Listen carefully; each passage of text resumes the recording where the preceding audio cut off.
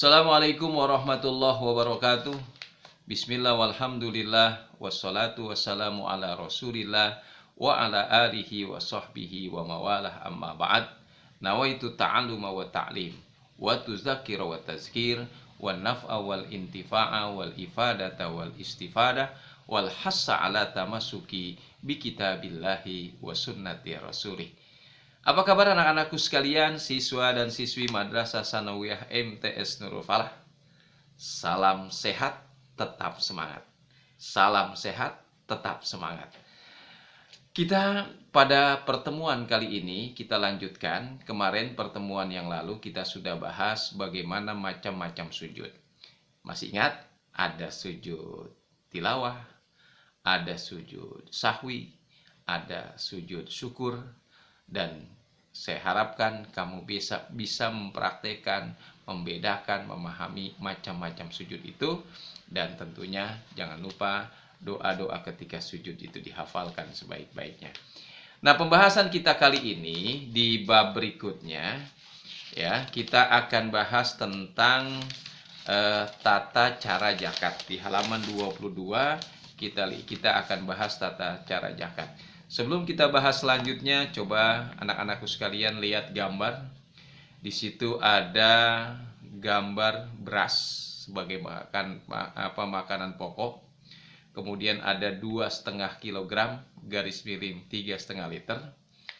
Kemudian juga gambar 2 ada yang disebut tulisannya zakat mal. Itu ada emas batangan, ya, 85 gram, kadar zakatnya 2,5%. Kemudian gambar ketiga yaitu gambar seseorang atau mungkin sedang melakukan pembagian zakat. Nah, gambar-gambar itu menjelaskan kepada kita tentang bagaimana zakat. Yang kita bahas sekarang itu adalah pengertian zakat. Nah, zakat menurut etimologi itu adalah menurut bahasa. Itu artinya berkah, artinya juga bersih atau berkembang biak. Ya, dinamakan zakat ya karena harta yang kita keluarkan zakatnya itu sesungguhnya tidak hilang, tapi dia akan berkembang dan menjauhkan harta tersebut dari bahaya bagi pemiliknya. Bahasanya panjang sekali kalau kita bahas.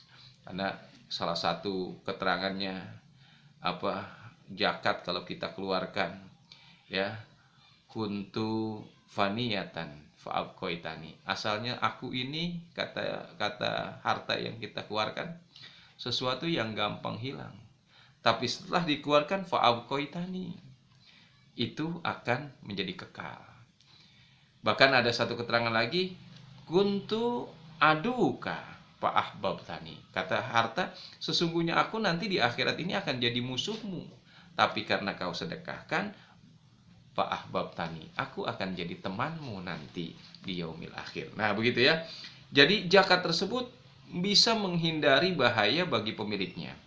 Bahkan menurut Imam Ghazali, hati dan harta orang yang membayar zakat tersebut menjadi suci, bersih, dan bertambah baik.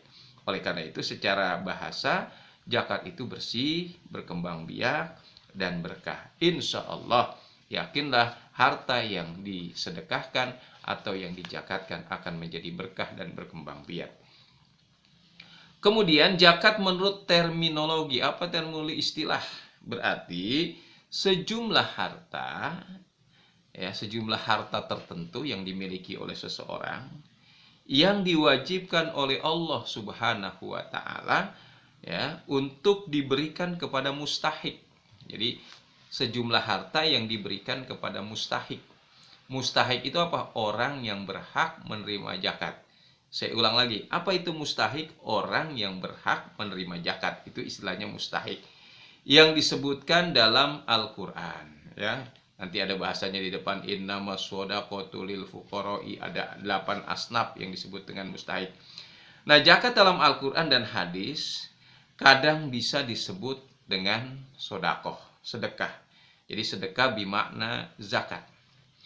Allah katakan huzmin amwalihim sodakotan tutohiruhum wa tuzakkihim biha wa sholli alaihim inna solata sakana lahum wallahu sami'un alim. Surat At-Taubah ayat 103. Kata Allah, ambillah zakat. Jadi sodakoh adalah itu maksudnya ambillah zakat dari sebagian harta mereka. Dengan zakat itu kamu membersihkan diri, menyucikan mereka, dan mendoakan untuk mereka. Sesungguhnya doa kamu itu menjadi ketentraman jiwa bagi mereka. Dan Allah maha mendengar lagi maha mengetahui. Menggunakan kata-kata khuz, ambil. Artinya apa? Sedekahnya sedekah wajib yang dimaksud dalam zakat.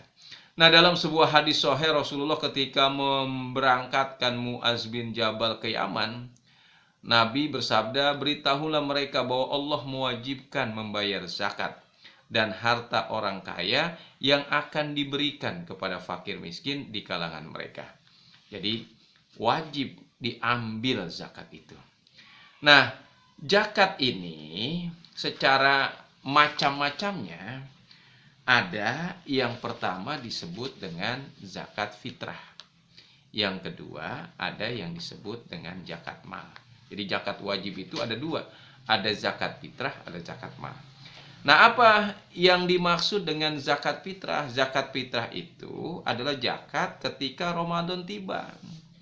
Ya, Ramadan mulai, maka di situ ada kewajiban membayar zakat. Kapan? Dari awal Ramadan sampai menjelang sholat Idul Fitri. Nanti ada waktu mubah, waktu sunnah, ada waktu wajibah.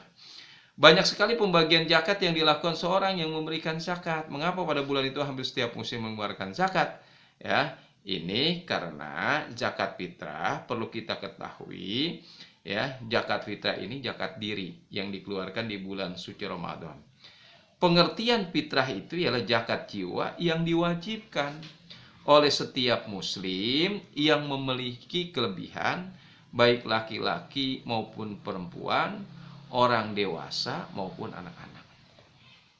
Ini maknanya di setiap bulan suci Ramadan, setiap orang muslim yang ada pada saat itu, anak-anak, dewasa, laki, perempuan yang punya kemampuan kelebihan harta, maka itu diwajibkan untuk mengeluarkan zakat. Berupa apa? Berupa makanan pokok untuk membersihkan dirinya. Seperti gambar tadi ada beras, berarti zakat itu adalah itu beras. 2,5 kilo atau 3,5 kilogram. Namun demikian kalau anak-anak, ya orang tuanya yang wajib membayarkan zakat. Bagaimana kalau tidak zakat? Ya dosa lah. Karena memang itu hukumnya wajib, bahkan menjadi bagian dari apa? Rukun Islam. Rasulullah bersabda, farodo Rasulullah Sallallahu alaihi wasallam zakatal fitrah tuhratun lis-shaimi minal lagwi wa rafasi wa ta'muhu lil masakin.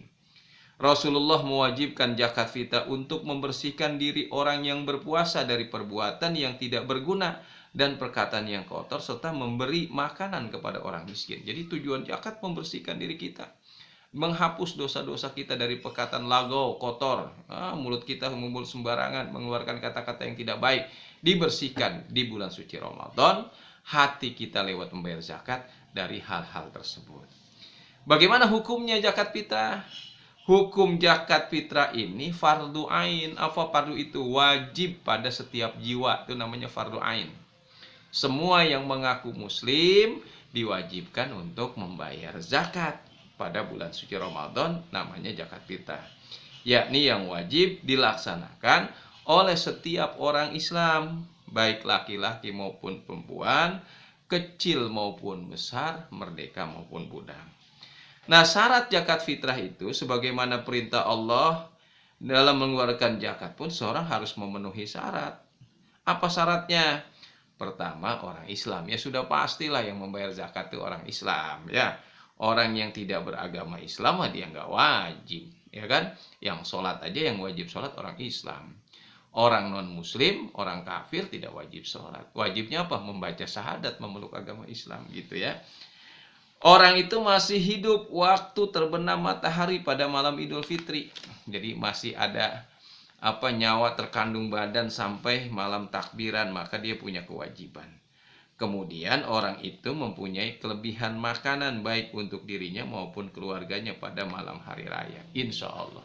Sekarang itu sudah sejahtera.